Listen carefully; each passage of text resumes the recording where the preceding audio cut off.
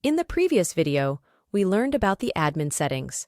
Now, we will delve deeper into these settings to understand the additional functionality they offer. To navigate to the admin settings, look to the left-hand side where you'll find a menu icon. After clicking on it, proceed to the settings. Then, click on the admin panel. We have previously discussed the admin settings. Now, let's focus on the app settings. Here, you will find customer settings at the forefront. If you wish to change or update any customer-side settings, simply click on the Edit button to make modifications. For example, the first setting allows for login by email. If this feature is disabled, customers will not be able to log in using their email. However, if it is enabled, email login will be possible. Similarly, there's the option for login via phone number. If this is on, users can log in with their phone numbers. If it is off, phone number login is disabled. Additionally, there's an option for logging in using social accounts.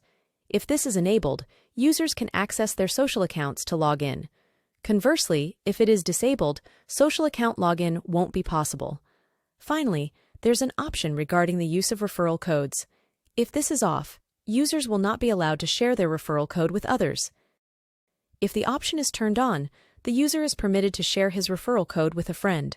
As a result, both the user and his friend can receive a bonus amount set by the admin. Subsequently, there's email verification. If this feature is activated, then the user must complete the email verification process. If it's deactivated, the user won't need to verify their email. The process is similar for phone verification. Additionally, there's an option to allow the updating of documents. If this feature is enabled, the user can update a document they've previously uploaded. Conversely, if it is disabled, the user won't be able to make any changes to documents they've added before. After adjusting the customer settings, we'll click the Save button to confirm the changes.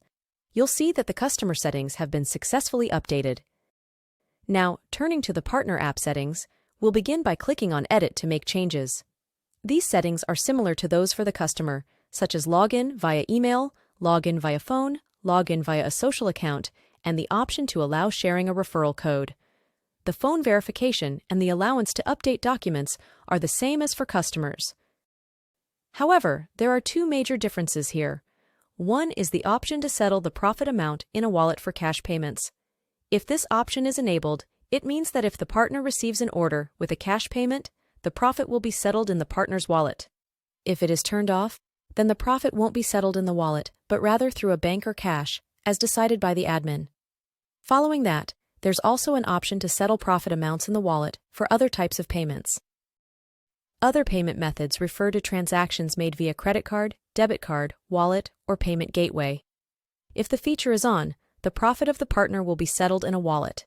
If it is off, it will not be settled in a wallet. After completing these settings, we click on the Save button to update the partner app settings. Moving on to the merchant settings, which are similar to those of the partner app. Following the app settings, we proceed to Google Key settings. On this screen, various options are available, such as Android Customer App, Android Partner App, Android Merchant App, as well as iOS and web apps.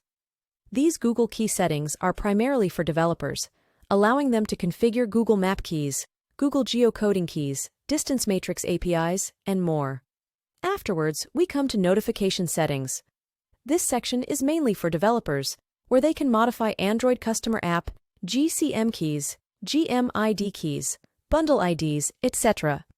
Once the notification settings are complete, we can go to the configuration settings, which when clicked on, opens Google CAPTCHA. Configuration settings. This too is primarily for developers.